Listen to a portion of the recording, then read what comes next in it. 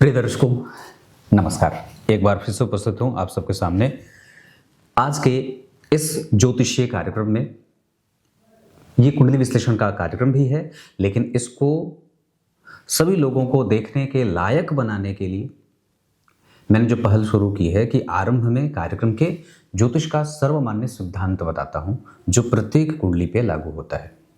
इस कुंडली पे भी लागू होगा, और अगर आप ये कार्यक्रम देख रहे हैं तो आपके ऊपर भी ये कुंडली का कार्यक्रम जो मैंने जो आप बताने वाला हूं, ये आपके ऊपर भी लागू होगा। आज का सिद्धांत मुख्यतया नवांश चक्र से संबंधित है, और उसमें आपके लग्न कुंडली के भाग्य भाव के स्वामी की चर्चा होगी। विचार करते हैं, अगर आपकी कुंडली के भाग्य भाव के स्वामी जिस राशि में बैठे हैं, आपकी कुंडली के भाग्य भाव के स्वामी जिस राशि में बैठे हैं और वो नवांश चक्र के जिस भाव में या जिस राशि में बैठे हैं। नवांश चक्र में लग्न कुंडली के भाग्य भाव के स्वामी सूर्य धनु राशि में बैठे हैं, और धनु राशि के स्वामी जो देवगुरु बृहस्पति हैं, वो नवांश चक्र में शत्रुगत हो रहे हैं। शत्रु की राशि में बैठे हैं ना, कुंभ राशि शत्रु की राशि होती है।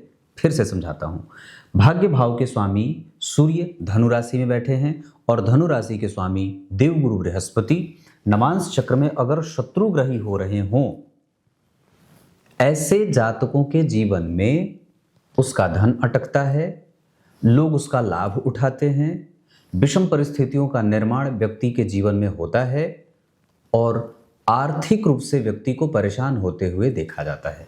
कब? जब भाग्य भाव के स्वामी जिस राशि में बैठे हो, उसका अधिपति अगर नवांश चक्र में शत्रुग्रही हो रहा हो, तब ये बात लागू होगी। इसमें और भी बात जो सामान्यतः समझना है कि इसके साथ आपको ये भी देखना होगा कि लग्न कुंडली में चंद्रमा जिस राशि में बैठे हैं, उसके नवांश के अधिपति कहाँ बैठे हैं। लग्न कुंडली में जो चंद्रमा बैठे हैं, वो बैठे हैं कुंभ राशि में, और कुंभ राशि के जो स्वामी होते हैं वो नवांश कुंडली में देखिए नीच राशि में बैठे हैं। इसका भी एक यही उत्तर निकलता है। ये दोनों ही स्थितियां जब आपकी कुंडली में लागू हो जाएंगी ना, तो आप ये समझ लीजिए कि फिर आपके साथ जीवन में निश्चित रूप से धोखाधड़ी होने वाली है। या तो आपके साथ हो, या आपके पूर्वजों के साथ हो, माता पिता के साथ हो, भाई बहनों के साथ हो, जिसके कारण व्यक्ति का जीवन एकदम डिरेलमेंट में चला जाता है। ये दोनों ही सिद्धांत इस कुंडली पे लागू हो रहे हैं। जिनकी ये कुंडली है, उनके साथ ऐसी ही घटना घटी है। आमतौर पे कई बार मुझे नौकरी चाहिए, तो मेरे जीवन में कई बार ऐसे लोग आ जाएंगे कि ठीक है, तुम मुझे इतना पैसा दे दो, या मैं तुम्हारा ये काम करवा दूंगा। इस हिसाब से आप सारे पैसे देते जाते हैं, और वो व्यक्ति चंपत हो जाता है। ये स्थिति कि हमारी कुंडली में कौन से ग्रह ऐसी परिस्थिति का निर्माण कर रहे हैं, जिसका प्रभाव है वो हमारे जीवन पे। ग्रह अगर पैसा निकालने वाला नहीं है, तो आपके पैसे अटकेंगे। तो आपने ये दोनों सिद्धांत देख लिया कि लग्न कुंडली के भाग्य भाव के स्वामी का सिद्धांत और लग्न कुंडली के चंद्रमा का सिद्धांत। तो लग्न कुंडली के चंद्रमा कुंभ राशि में बैठे थे, जिसके स्वामी शनि होते हैं, जो नवांश चक्र में नीच राशि में बैठे हैं। ये दोनों ही जो सिद्धांत है, वो अगर आपकी कुंडली पे लागू हो रहा है, तो आपको किसी को भी धन देने से बचना चाहिए, दलालों से बचना चाहिए, नक्कालों से बचना चाहिए, और आपके साथ कोई दूसरा व्यक्ति, जैसे आपके माता पिता भी अगर हैं, तो उनको भी किसी के ऊपर ऐसे अंधा विश्वास नहीं करना चाहिए। ऐसा करने से धन की तीव्र हानि और बड़ी रकम की हानि होती है। ऐसा इस वजह से भी होता है क्योंकि हम कई बार हमारे भाग्य को चमकाने की कोशिश करते हैं, और हमारी कुंडली के ये जो दुर्योग बने हैं, वो हमारे भाग्य को पीछे ले जाने की कोशिश में सफल हो जाते हैं। इस वजह से भगवान, अगर ये दोनों सिद्धांत में से कोई भी एक सिद्धांत आपकी कुंडली पे लागू हो रहा है, तो निश्चित रूप से सावधान होने की आवश्यकता है। आइए अब कार्यक्रम को बढ़ाने का काम करते हैं, और सबसे पहले ये कुंडली जहां से मैं पंचांग से आपका परिचय करा देता हूं। जन्म होता है जातक का पौष माह में। ऐसे लोग देखने में बड़े सुंदर होते हैं। पौष माह के जो लोग जन्म में होते हैं, उनकी छवि जो होती है वो स्पष्टवादिता की होती है। हालांकि वो खुलकर किसी का विरोध भी नहीं करते हैं, और कई बार उन्हें दूसरों के प्रभाव में आकर अपना प्रभाव गुम हो जाने वाला, या अपना प्रभाव दम हो जाए, दम तोड़ दे, ऐसा वाला बना देते हैं। सुंदर आकृति और मुस्कान बड़ी अच्छी होती है, पतली चमड़ी के लोग होते हैं, गोरे शरीर वाले होते हैं। उत्तरायण में जन्मे होने से जितने भी शुभ ग्रह हैं उन सब का बल बढ़ेगा, जिसमें सूर्य, बुध, गुरु और चंद्रमा, शुक्र, ये सारे ग्रह जो शुभ ग्रह हैं ये आपके प्रभावों में वृद्धि करेंगे और जीवन को सकारात्मक मोड़ देने में सफलता जातक को दे जाते हैं। सूर्य उत्तरायण में बली होते हैं, इस वजह से मैंने यहाँ इन्हें शुभ ग्रह की संज्ञा दी है। शुक्ल पक्ष की सप्तमी तिथि को जन्म हुआ है जातक का, तो शुक्ल पक्ष की सप्तमी तिथि के जो चंद्रमा होते हैं वो पापक होते हैं। इस अवस्था में व्यक्ति को कई बार अर्ध सरकारी नौकरी करते हुए भी देखा जाता है, या दूसरों के पहचान से भी कई बार नौकरी मिलते हुए भी देखी जाती है। हालांकि फिर भी धन को लेने देने से सावधानी रखनी ही होगी। शुक्ल पक्ष की सप्तमी तिथि दिन शुक्रवार और वार के अधिपति बनते हैं लाभ भाव के स्वामी शुक्र, जो धन भाव में बैठे हैं। परंतु ये चूंकि धनु लग्न की कुंडली है जिसमें शुक्रदेव पापी भाव के स्वामी होते हैं, उनके ऊपर किसी शुभ ग्रह की कोई दृष्टि नहीं है। उल्टे केतु के प्रभाव से होने के कारण व्यक्ति को कई बार जल्दबाजीपन की प्रवृत्ति या दूसरे किसी के पल्ले में जब सिक्का चला जाए तो वापस पाने में बड़ी मेहनत या मशक्कत होती है। कहने का अर्थ यहाँ यह है कि व्यक्ति निश्चित रूप से धनवान था, पर धनवान है और बना रहेगा, इसमें संशय ये शुक्र देने वाले हो जाते हैं। कई बार इसी शुक्र की दशा में धन की बड़ी हानि होते हुए भी देखी जाती है और पैसे अटकते हुए भी देखे जाते हैं। शुक्ल पक्ष की सप्तमी तिथि पूर्वा भाद्रपद नक्षत्र में जन्म हुआ। पूर्वा भाद्रपद नक्षत्र में जन्मे हैं, इस वजह से तिल का दान करें, घी का दान करें, शहद का दान करें, सरसों तेल का दान करें, काले तिल का भी दान किया जा सकता है। ओम अजैक पदे नमः, इस मंत्र का जप करना चाहिए। सूर्य को अर्घ नियमित रूप से देना चाहिए, प्राणायाम करना चाहिए। गाय के गोबर का जो कंडा होता है उसको अपने घर में उसकी धूनी देनी चाहिए। अपने कुल देवता की पूजा जिस कमरे में सोते हैं उस कमरे की सफाई खुद से ही करने की आवश्यकता है। ये बात बहुत समझने वाली होगी। पूर्वा भाद्रपद नक्षत्र और अगर बन पड़े तो भृंग राज की जड़ अपने गले में धारण करना चाहिए। सिद्धि योग में जन्म हुआ है, शूद्र वर्ण और मनुष्यगण, इस वजह से भी कई बार व्यक्ति को जल्दी सफल होने की एक तीव्र उत्कंठा जागृत होती है। वो परिवार का इकलौता होता है, पोषण करने वाला होता है, परिवार के प्रेशर में आने वाला भी होता है। दादाजी, माताजी, नाना नानी, इष्ट मित्र, सगे संबंधी सबका प्यारा होता है और सबके लिए ही सबके हितों की सुरक्षा करने वाला भी होता है। कभी कभी लोग पीठ पीछे बुराई भी कर दें और हंसी का पात्र भी बना दे, ऐसा भी होता है। राक्षस गण तो नहीं है, पर मनुष्य गण के कारण व्यक्ति में कभी कभी छोटी मोटी ईर्ष्यालुपन की प्रवृत्ति भी दिखती है, हालांकि वो बहुत कम है। व्यक्ति किसी का नुकसान नहीं करना चाहेगा।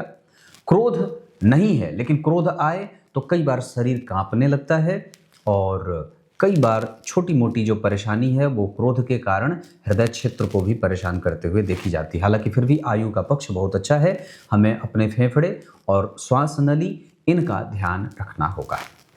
क्लियर है? तो ये आपकी कुंडली का पंचांग है।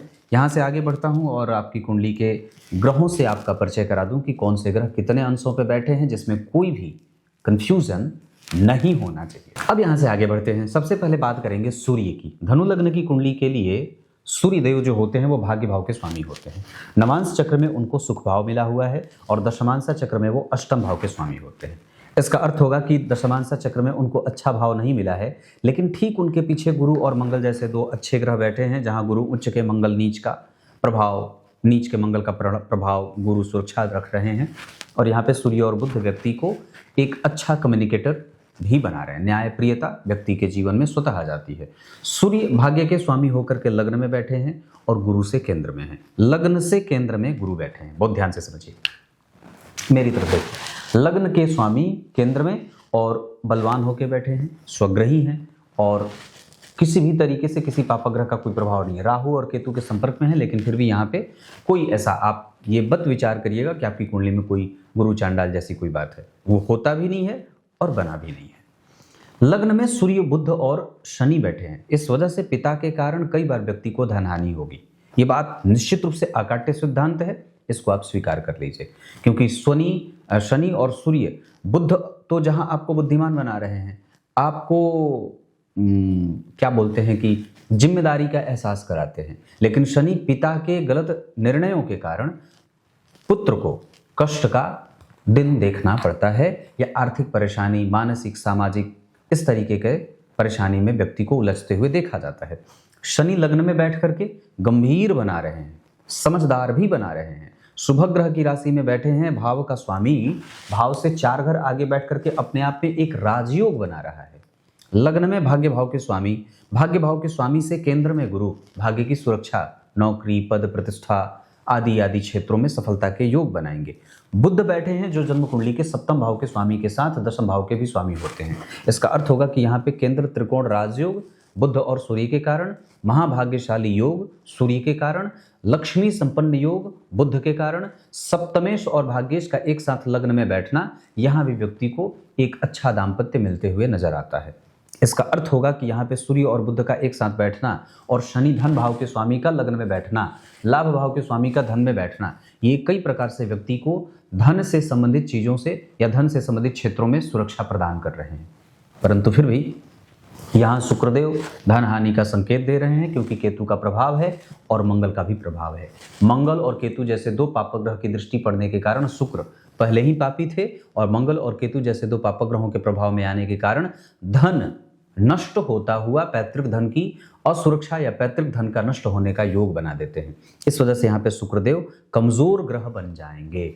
नवमांसा चक्र में भी उनको अष्टम या छठे लग्न के स्वामी के साथ साथ छठे भाव के स्वामी हैं, और जाकर के जन्म कुंडली में बैठे हैं 12वें।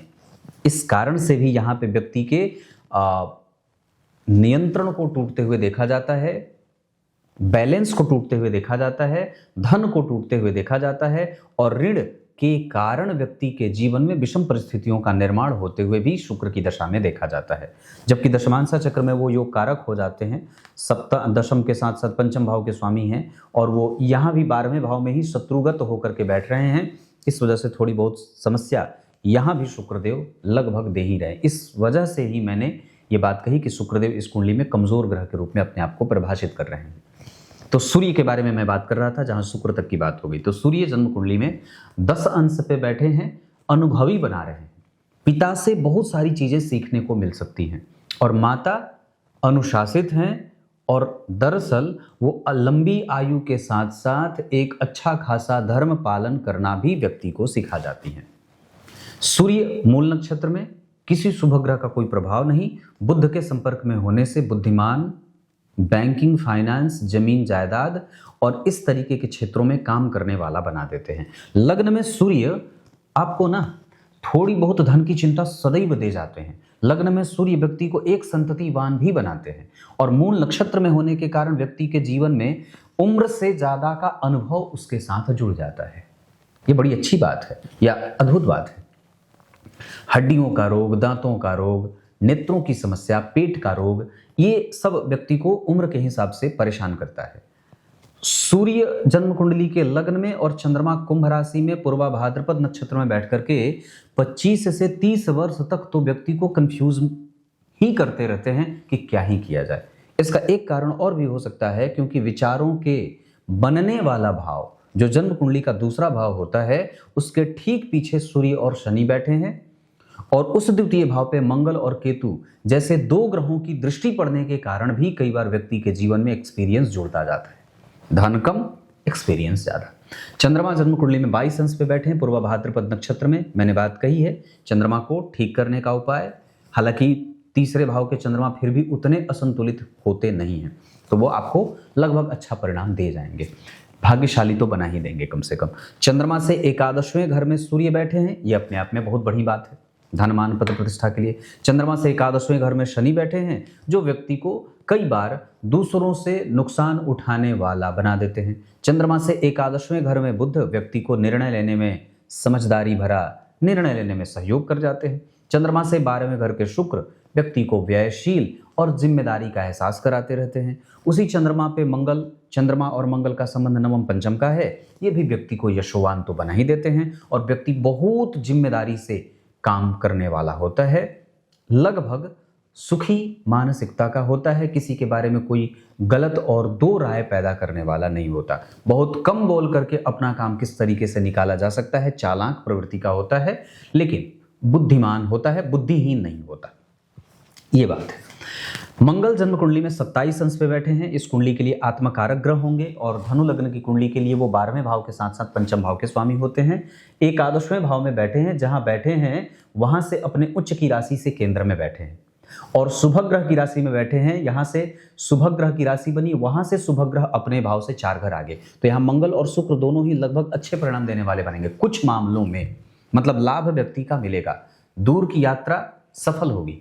और दूसरी बात कि जन्म कुंडली में जब लाभ भाव का स्वामी अपने भाव से 4 घर आगे बैठेगा तो व्यक्ति के इच्छाओं की पूर्ति करने वाला भी होगा। पंचम भाव के स्वामी पंचम भाव को अगर देख रहे हैं तो व्यक्ति को यश और प्रतिष्ठा तो निश्चित रूप से मिल ही जाएगी, इसमें भी कोई संशय नहीं है। तो मंगल विशाखा नक्षत्र में बैठे हैं और उसके स्वामी जो देवता गुरु हैं वो स्वग्रही बैठे हैं। इस वजह से व्यक्ति के इच्छा पूर्ति का भाव जागृत होगा। आंखों की समस्या कई बार परेशान कर सकती है।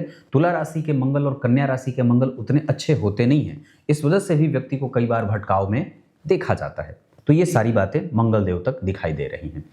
बुध अगर बात करते हैं तो 11 अंश पे बैठे हैं, 35 कला मूल नक्षत्र लग्न में बैठे होने से यहाँ पे लगभग वो 1000 दोषों का समन कर देते हैं। यहाँ एक बात रोक करके कहना चाहता हूँ कि बुध अगर जन्म कुंडली के लग्न में बैठे हों, जहाँ बैठे हैं उस भाव का स्वामी अपने से 4 घर आगे बैठा है, जरा विचार करिए तो बुध दशम भाव के स्वामी होते हैं 4 घर आगे, शुक्र एकादशवें भाव के स्वामी होते हैं 4 घर आगे, गुरु जन्म कुंडली में लग्न के स्वामी होते हैं 4 घर आगे, सूर्य भाग्य के स्वामी होते हैं 5 घर आगे, शनि जन्म कुंडली में बनते हैं तृतीय और धन के स्वामी लग्न में, ये भी बहुत अच्छी बात है। तो जितने भी ग्रह बनते हैं यहाँ पे चंद्रमा ही कभी कभी गड़बड़ परिणाम कर रहे हैं क्योंकि अष्टम के स्वामी हैं और तीसरे में बैठ रहे हैं। बाकी मंगल की अगर बात करते हैं तो मंगल सप्तम पंचम के स्वामी है और एकादश में बैठ करके पंचम को देख लिए तो मंगल बढ़िया हो गए। सूर्य जन्म कुंडली में त्रिकोण में बैठ रहे हैं, शुक्र केंद्र में बैठ रहे हैं, गुरु केंद्र में बैठ रहे हैं, बुध भी केंद्र में बैठ रहे हैं। शनि और चंद्रमा 2 ग्रह अपने भाव से बहुत अच्छे नहीं बैठे हैं। फिर भी शनि लग्नेश होकर के अगर धन में बैठते हो या धनेश अगर लग्न में बैठ रहा हो तो फिर भी जातक को धनवान या धन के पीछे भागने वाला, नौकरी करने वाला, नौकरी के पीछे भागने वाला तो बना ही देते हैं। तो इस तरीके की जो मनोवृत्ति होती है कि व्यक्ति नौकरी करना चाहता है, सरकारी क्षेत्रों से अपने आप को सुरक्षा प्रदान करना चाहता है, वो इसी शनि के कारण होता है। क्लियर है? पर मैं बुध की बात कर रहा था तो बुध जन्म कुंडली के लग्न में बैठ करके 1000 दोषों का शमन कर रहे हैं।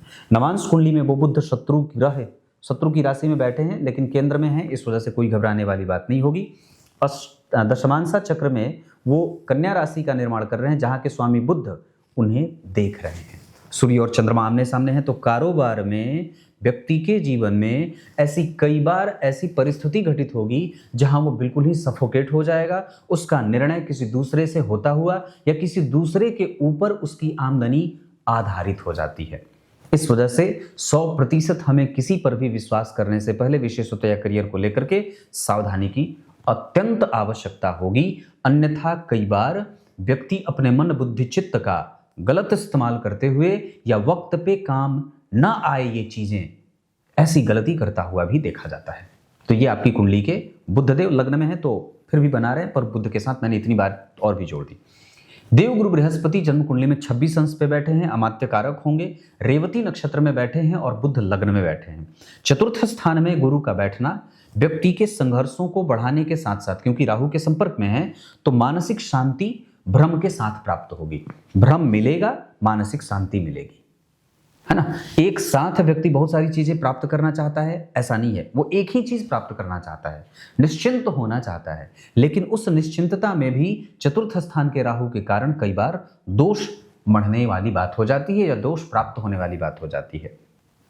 आचार्यवर लिखते हैं कि जन्म कुंडली के चतुर्थ स्थान में, लग्न में, चतुर्थ में, सप्तम में, दशम में, यानी कि केंद्र के किसी भी भाव में या त्रिकोण अर्थात पंचम और नवम, यह सिद्धांत याद रखिएगा। जन्म कुंडली के केंद्र और त्रिकोण में बैठे राहु अगर योग कारक ग्रह के साथ बैठे हों या लग्न इसके साथ बैठे हों तो वो भी अच्छे ग्रह के रूप में परिभाषित करने लगते हैं खुद को और वो जातक के सपोर्ट के लिए खड़े होते हैं। पर सामान्यतया गुरु के साथ बैठे हैं, चतुर्थ स्थान में बैठे हैं तो थोड़े बहुत संशयों के साथ परिणाम देंगे। हालांकि उन दोनों में काफी अंतर है तो यहाँ गुरु चांडाल जैसी कोई बात नहीं होगी। पर हाँ, केंद्र में बैठे चतुर्थ स्थान में, चतुर्थ स्थान के राहु खराब नहीं होते लेकिन थोड़ा बहुत तो अमृत संशय, विश्व संशय देते रहेंगे। यहाँ पे व्यक्ति के जीवन में इस तरीके की समस्या, मानसिक शांति देर से मिले, जिस पर विश्वास किया वही ठग दे, है ना, ऐसी चीजें। या माता को नुकसान हो, माता और पिता के बीच में मतभेद बढ़ जाए, दादा दादी को नुकसान हो जाए, पिता के कारण नुकसान हो जाए, इस तरीके की समस्या जीवन में गुरु और राहु देते हुए नजर आ रहे हैं। उसके बाद मैं बात करता हूं शुक्र की। शुक्र धन भाव में कभी भी कमजोर नहीं होते हैं, लेकिन उनके ऊपर पड़ने वाले ग्रह की दृष्टि उन्हें कई बार कमजोर कर देती है। तो शुक्र यहाँ पापी ग्रह बनते भी हैं धनु लग्न की कुंडली के लिए, उन्हें अच्छा घर नहीं मिलता है, लेकिन लाभ भाव के स्वामी का धन भाव में बैठना अच्छा है। लेकिन विचार करिए, ऋणेश भी तो होते हैं और जन्म कुंडली के सम संख्या की राशि में बैठे हैं, लाभ का परिणाम कर रहे हैं। लाभ और ऋण के स्वामी धन भाव में जाएं तो कई बार अपनी दशा काल में व्यक्ति को ऋणी बना देते हैं, या व्यक्ति के संचित धन को या रखे हुए धन को, अपनी पैतृक संपत्ति को उसके परिवार वाले लोग हटा करके किसी दूसरे की जेब भरते हैं, और कई बार उन्हें मूर्खता भरा निर्णय लेने पर विवश ये शुक्र करवा देते हैं। या शुक्र की दशा में जातक के जीवन में धन से संबंधित परेशानी देखने को मिल जाती है, क्योंकि ये दारिद्र्य योग बना देते हैं, है ना। शनिदेव लग्न कुंडली में बैठे हैं, एक अंश पे बैठे हैं, सबसे कम अंश पे बैठे हैं, लग्न का मान 5 अंश का है। इस वजह से यहाँ पे हमें निर्णय लेने में सावधानी बरतनी होगी। और चूंकि इस कुंडली में गुरु राहु के साथ बैठे हैं और लग्न का मान 0 से 5 अंश का है, मैंने इस विषय पे अपने मेन चैनल पे एक कार्यक्रम बनाया था अभी थोड़े दिन पहले, जिसमें ये बात कही थी कि अगर आपकी कुंडली के लग्न का मान, बहुत ध्यान से समझिए, मुझे देखिए, अगर आपकी कुंडली में लग्न का मान 0 से 6 अंश के बीच में हो तो लग्नेश बलवान होने के बावजूद भी परिणाम गड़बड़ करने लगते हैं। अब उनको ठीक करने का एकमात्र स्पष्ट परिणाम उसको अपने पक्ष में करने का होगा कि आप अपने निर्णय पे विचार करें, जल्दबाजीपन में निर्णय न लें, नियमित दिनचर्या का पालन करें, कुल देवता वास्तु देवता की स्वतः पूजा करें, और जितना ज़्यादा हो सके अपने आप को गुरु दीक्षा से युक्त करें, जितनी जल्दी हो सके। ये सब चीज़ करना होगा। स्वास्थ्य का भी ध्यान आपको रखना ही होगा, क्योंकि लग्न का मान जब कमज़ोर होता है तो स्वास्थ्य भी कमज़ोर होने लगता है। ये मैंने शनि देव तक की बात बता दी, राहु तक की बात बता दी। केंद्र में बैठे हैं, केंद्र त्रिकोण गो राहु स्थितः शतोषतः। केंद्र और त्रिकोण के राहु अच्छे होते हैं, लग्नेश के साथ बैठे राहु अच्छे होते हैं, लेकिन फिर भी परेशानी अपने नेचर के हिसाब से वो जरूर ही करेंगे जातक के जीवन में। तो ये ग्रहों के अंश के साथ मैंने इतनी सारी बातें बताई है। अब आपको मैं आपकी कुंडली के अष्टक वर्ग से आपका परिचय करा देता हूं। अगर हम अष्टक वर्ग की बात करते हैं तो इससे हमें यह समझ में आएगा कि जीवन के किस क्षेत्र पे हमें सबसे ज्यादा ध्यान देने की आवश्यकता है। इस आधार पर हमें हमारे व्यक्तित्व को बिल्कुल ही अब किसी बदलाव की आवश्यकता नहीं है, क्योंकि हमने लगभग बहुत सारी चीजें सीख रखी हैं। पर फिर भी मानव गुण है, मानव का धर्म है कि वो निरंतर कुछ न कुछ सीखता रहे। पर आपको अब दुनिया को समझने की बात है, उसको समझने की आवश्यकता है। दूसरी बात, हमारी कुंडली में पैतृक संपत्ति का भाव थोड़ा कमजोर नजर आ रहा है। इस वजह से हो सकता है कि हमारी पैतृक संपत्ति जो मिली हो वो कई बार हमारे पास से निकल जाए, या ये भी कह सकते हैं कि हमें जिम्मेदार होना पड़ेगा, हमें बैलेंस क्रिएट करना पड़ेगा, क्योंकि द्वितीय भाव को जो अंक बल मिल रहा है वो कम मिल रहा है। उसके बाद मेहनत हम करते हैं, इसमें कोई संदेह नहीं है। मानसिक शांति को प्राप्त करने के लिए अपने कुल देवता और अपने वास्तु देवता की पूजा स्वयं से करनी होगी। स्वास्थ्य में पेट का ध्यान थोड़ा बहुत रखना होगा। नौकरी और व्यापार में नौकरी ज़्यादा अच्छी है, व्यापार दूसरे नंबर पे अच्छा है। कंसंट्रेशन बिल्कुल ठीक है, ऐसा भी नहीं है कि हमारा ध्यान भटका हुआ है या हम एक साथ बहुत सारा काम करना चाहते हैं, जो कि कमजोरी होती है। तो ऐसा इस कुंडली में कुछ भी नहीं है, मतलब कंसंट्रेशन बिल्कुल ठीक है। भाग्य और धर्म, बड़ों का आदर, बड़ों का सम्मान, धर्म के प्रति जो आस्था है धर्म में, वो भी इस कुंडली को 100% मिल रहा है। सामाजिकता इस कुंडली की सबसे ज़्यादा अच्छी है, और ये कुंडली चाहे जितनी भी समस्याओं से ग्रसित रहे, अंततोगत्वा अपने विजयश्री को प्राप्त करने वाली होगी। और ये कुंडली अगर किसी को पैसे दे दे या ऋण में चली जाए तो फिर उससे निकलने में थोड़ी बहुत मशक्कतों का सामना भी करना पड़ेगा। तो ये आपकी कुंडली का अष्टक वर्ग है। एक एक ग्रह को समझते हैं कि अपनी दशा काल में वो किस तरीके का परिणाम कर सकते हैं। तो सबसे पहले सूर्य लग्न कुंडली में धनु राशि में, नवांश चक्र में कर्क राशि में। इस आधार पर ये ग्रह लग्न, नवांशा और दशमांशा चक्र के आधार पर चुनौतियों का सामना करवाएगा। हालांकि आपको एक तरफ वो भाग्यशाली भी बना रहे हैं, लेकिन नवांश चक्र के आधार पर वो आप, हालांकि वहां पे एक पक्ष और भी है, क्योंकि सूर्य और बुध दोनों बैठे हुए हैं। इस भाव के ठीक पीछे सूर्य बुध बैठे हुए हैं, इस भाव पे गुरु का प्रभाव है, तो थोड़ी बहुत परेशानी सूर्य देंगे। हालांकि ज्यादातर परिणाम उनका आपके पक्ष में ही आएगा, जैसे पराक्रम को लेकर के और आपको यशस्विता के निर्माण में, मतलब व्यक्ति को वो यशोवान प्रतिष्ठावान बना देते हैं। चंद्रमा जन्म कुंडली में कुंभ राशि में बैठे हैं, नवांश चक्र में वो मेष राशि में जा रहे हैं, दशमांशा चक्र में वो कन्या राशि की यात्रा कर रहे हैं। इस वजह से यहाँ पे चंद्रमा का जो प्रभाव रहेगा वो व्यक्ति को मेहनत और सकारात्मक विचारों से ओतप्रोत रहने वाला इंसान बनाएगा। मंगल जन्म कुंडली में तुला राशि में बैठे हैं, नवांश कुंडली में मिथुन राशि में, जबकि दशमांशा चक्र में नीच भंग योग बना रहे हैं। इस वजह से यहाँ पे मंगल की दशा व्यक्ति को यश मान पद प्रतिष्ठा, संतान, दाम्पत्य, रोगों से लड़ने की क्षमता और क्रिएटिविटी देगी। जबकि बुधदेव लग्न कुंडली में धनु राशि में, नवांश कुंडली में कर्क राशि में और दशमांशा चक्र में नीच राशि के होकर के उनका भी नीच भंग गुरु कर रहे हैं। इस वजह से बुध का प्रभाव जो बन रहा है वो जातक के जीवन में थोड़े बहुत स्वास्थ्य से संबंधित समस्या को देने वाला बन रहा है। हालांकि फिर भी इसके कुछ अच्छे पक्ष भी जातक को मिल जाएंगे, क्योंकि वो लग्न में विराजमान है। देवगुरु बृहस्पति मीन राशि में, नवांश कुंडली में कुंभ राशि में, उनकी दशा काल में राहु के कारण, केतु के संपर्क में आने के कारण छोटे मोटे आर्थिक व्यय की स्थिति भी देखने को मिल सकती है। देवगुरु बृहस्पति के बाद अगर शुक्र की बात करते हैं तो लग्न कुंडली में 10 नंबर में मकर राशि में, नवांश कुंडली में मेष राशि में और दशमांशा चक्र में धनु राशि में बैठ रहे हैं। इस वजह से उनकी दशा काल में व्यक्ति को धन हानि और न्यूट्रल, न तो आगे बढ़ना न तो पीछे जाना, इस तरीके का परिणाम मिलता हुआ नजर आ रहा है। शनिदेव जन्म कुंडली के लग्न कुंडली में धनु राशि में, नवांश चक्र में मेष राशि में, नीच राशि में, जबकि दशमांशा चक्र में वो उसी भाव में बैठ रहे हैं, 12वें भाव में ही, धनु राशि में। इस वजह से ये ग्रह लगभग थोड़ा कमजोर परिणाम करता हुआ नजर आएगा, जो चिंताओं को बढ़ाने वाला, कार्य में विलंब को देने वाला, पिता के कारण नुकसान को देने वाला और घर में कलह का वातावरण देने वाला, मानसिक चिंता की वृद्धि और निगेटिविटी को बढ़ाने वाला होता है। राहुदेव जन्म कुंडली के चतुर्थ स्थान में बैठे हैं, नवांश में भी उसी भाव में बैठे हैं। दोनों ही जगह राहु सिंह राशि के हैं, खराब नहीं होते। लग्न कुंडली में वो भाव के स्वामी के साथ बैठे हैं, इस वजह से राहुदेव आपकी कुंडली में लगभग 25% तक भी अगर उनका अच्छा परिणाम मिल जाता है तो कोई आश्चर्य वाली बात नहीं होगी। तो ये एक एक ग्रहों की बात हो गई। मैंने चंद्रमा से विभिन्न ग्रहों का संबंध बता दिया था। अब आपके दशमांशा चक्र का मैं थोड़ा सा ध्यान आपकी तरफ, दशमांशा चक्र पे आपका ध्यान लेके आता हूँ। दशमांशा चक्र का अध्ययन इसलिए आवश्यक है क्योंकि व्यक्ति जब तक अपने करियर को लेकर के संतुष्ट नहीं होगा तब तक वो परेशान सा ही महसूस करता रहता है। इस वजह से दशमांशा चक्र को समझिए तो जन्म कुंडली मकर लग्न की बनती है, केंद्र में चर प्रकृति की राशि बनी है। इसका अर्थ होगा कि व्यक्ति को अपने कारोबार में सफल होने के लिए या कारोबार की सफलता तक पहुंचने के लिए निश्चित रूप से भाग दौड़ करना पड़ेगा। दूसरी बात कि धन भाव के स्वामी जन्म कुंडली में 12वें भाव में बैठे हैं राहु के साथ और दशम भाव के स्वामी के साथ। इसका अर्थ है कि वो व्यक्ति बेरोजगार नहीं रहना चाहता है, वो काम करना चाहता है। और जन्म कुंडली में चंद्रमा 7वें भाव के स्वामी होकर के 9वें भाव में बैठे हैं, रोजगार में भाग्य का सुख भी जुड़ रहा है।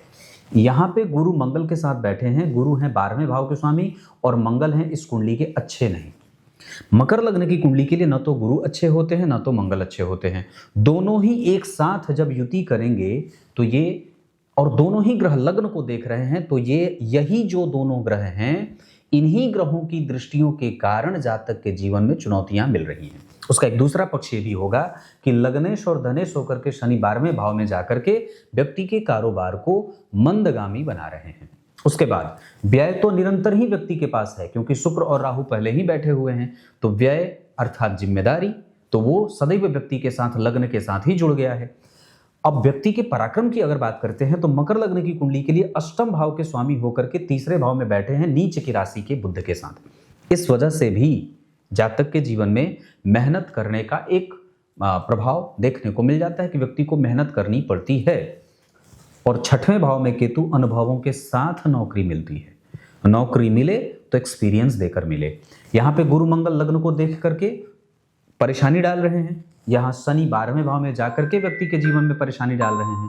तो जो ये इस तरीके की बात दिखाई दे रही है वो कहीं ना कहीं दशमांश चक्र में अगर लग्न में शनि बैठ जाते, शुक्र यहीं बैठ जाते, तो ये बात काफ़ी हद तक अच्छी बन जाती। लेकिन ये जो दोनों ग्रह जन्म कुंडली में 12 में बैठे हैं, इस वजह से जातक के जीवन में, करियर में अनस्टेब्लिशमेंट भी देखने को मिलती है, या 25 से 30-32 वर्षों तक जातक को परेशान होते हुए देखा जाता है। ये भी बात है। अब अगर स्वास्थ्य के बारे में चर्चा करेंगे तो कुंडली में शुक्र ही नीच राशि में बैठे हैं, अरिष्ट चक्र में भी। इस वजह से भी वहां पे शुक्रदेव व्यक्ति के जीवन में निगेटिव अप्रोच कर रहे हैं। अरिष्ट चक्र में सूर्य, बुध, गुरु, चंद्रमा, मंगल, ये सब ग्रह अच्छे बैठे हैं, जबकि शनिदेव थोड़े कमजोर, राहु और केतु की दशा में स्वास्थ्य, माता पिता की परेशानी। भवन, भूमि, वाहन के लिए गुरु की दशा, सूर्य, मंगल, बुध और शनि की दशा अच्छी जाएगी। चंद्रमा भी इसमें आपका सहयोग कर देंगे लगभग। लेकिन शुक्र, राहु और केतु कुंडली में भवन, भूमि, वाहन और सांसारिक सुखों में कमजोरी भरे परिणाम दे रहे हैं। भाग्यशाली आप हैं, भाग्य आपके साथ न्याय कर रहा है, तर्क वितर्क भी है, लोगों का प्रेम भी मिल रहा है। माता और पिता में, पिता और माता दोनों में से अगर बात करते हैं तो पिता पक्ष थोड़ा कमजोर नजर आ रहा है, उनके साथ कम्युनिकेशन भी कमजोर है। माता का पक्ष इस कुंडली में ठीक है, माता अनुभवी है पर उनकी बात कभी सुनी नहीं गई है। संतान पक्ष के लिए अगर मैं बात करता हूं तो इस कुंडली में संतान का पक्ष 100% अच्छा है, उसको लेकर के हमें चिंतित नहीं होना चाहिए। और संपत्ति के मामले में अगर होरा चक्र की बात करता हूं तो शुक्र, चंद्रमा, राहु और केतु के साथ मंगल, ये लगभग धन के लिए सकारात्मक परिणाम करेंगे, पर व्यय जरूर रहेगा। जबकि सूर्य, गुरु, शनि और बुध मेहनत कराकर धन देने वाले ग्रह बन रहे हैं। अब इसके बाद में ग्रहों के अंश बल के आधार पर उनके परिणामों की प्रतिशत की बात अगर करता हूं तो सूर्य 50%, चंद्रमा लगभग कमजोर हो रहे हैं, नियमित दिनचर्या का पालन करना होगा, पूर्णिमा का व्रत करना होगा। मंगल के लिए बजरंगबली के 12 नामों का उच्चारण और महीने में एक बार 51 बार हनुमान चालीसा का पाठ, साथ ही साथ बजरंगबली के मंदिर के धोने का काम। बुध देव को बलवान बनाने के लिए गणेश जी को दूर्वा और दूध से स्नान कराएं। इसके बाद अगर गुरु की बात करता हूं तो 25% का परिणाम कर रहे हैं। शुक्रदेव वृद्ध हो रहे हैं, इस वजह से कई बार व्यक्ति अपनी अवस्था से पहले ही बूढ़ा होने वाला या बूढ़ा नजर आने वाला हो जाता है। शनि, राहु और केतु में से राहु और केतु की दशा कई बार चुनौतियों का सामना करवाने वाली होगी, क्योंकि ये दोनों ग्रह बाल्यावस्था नहीं, मृतप्राय होकर के बैठे हैं। अंश बल में 3 अंश के बैठे हैं, मृतप्राय हो जाएंगे। इस आधार पर हमें राहु और केतु की दशा में भी निश्चित रूप से कोई जल्दबाजीपन में निर्णय लेने से बचना होगा। इतनी सारी चीजें। अब बेसिक बात मैं जो आपकी कुंडली से आपको बता दूं, पूर्वा भाद्रपद नक्षत्र में दान करना सही रहेगा। उत्तरा भाद्रपद, श्रवण, पुनर्वसु, पुष्य और भरणी, ये नक्षत्र किसी भी काम को करने के लिए अच्छे रहेंगे। धन कमाने के लिए आपकी कुंडली जा सकती है पूरब उत्तर दिशा की तरफ। बहुत ज्यादा घर से दूर जाना नहीं पड़ेगा, घर के आसपास भी नौकरी मिल जाए तो बहुत अच्छी बात है। मेष और सिंह वालों से मैत्री अच्छी रहेगी, जबकि कन्या, कुंभ और मिथुन वालों से शत्रुता बहुत बुरी पड़ जाएगी। इस कुंडली में धन है और व्यक्ति धन कमाना चाहता है। कुछ व्यापार वगैरह करना हो तो खाने पीने का काम, रेस्टोरेंट, जमीन से संबंधित कामों से भी व्यक्ति धन कमा सकता है। फर्नीचर और लोहे के काम से भी धन कमाया जा सकता है। जहां पे कोर्ट केस चलता हो, मतलब न्यायालय के आसपास भी कोई प्रतिष्ठान स्थापित करने पे व्यक्ति धन अच्छा कमा लेगा। बुध की दशा में हमें सावधान होना होगा। बुध की महादशा में राहु 2029 में आएंगे। उसके बाद आपकी कुंडली में 2028 से एक अच्छी दशा मिलेगी। एक दशा 2027 के फरवरी से भी अच्छी मिलेगी। उसके बाद जब केतु आएंगे तो हमारे कारोबार में थोड़ा बहुत संशय उत्पन्न करेंगे। नौकरी में हो सकता है कि पैसे वक्त पे ना मिलने के कारण तनाव बढ़े। उसके बाद अगर मैं बात करता हूं तो जब शुक्र की महादशा जो लगेगी, वो आपको अंतिम समय में शुक्र की महादशा के लगने से हमें धन को बचाने की कोशिश पूरी करनी होगी। और उस समय हालांकि शुक्र की दशा बहुत लंबी चलेगी तो आयु का पक्ष अच्छा रहेगा, पर फिर भी शुक्र की दशा में व्ययातिरेक तो रहने वाला बन ही रहा है। क्लियर है? कुछ इसी तरीके से आज के इस कार्यक्रम का समापन करते हैं। कुछ विशेष होगा मुझसे पूछ सकते हैं, मैं हूं। तब तक के लिए बहुत बहुत नमस्कार।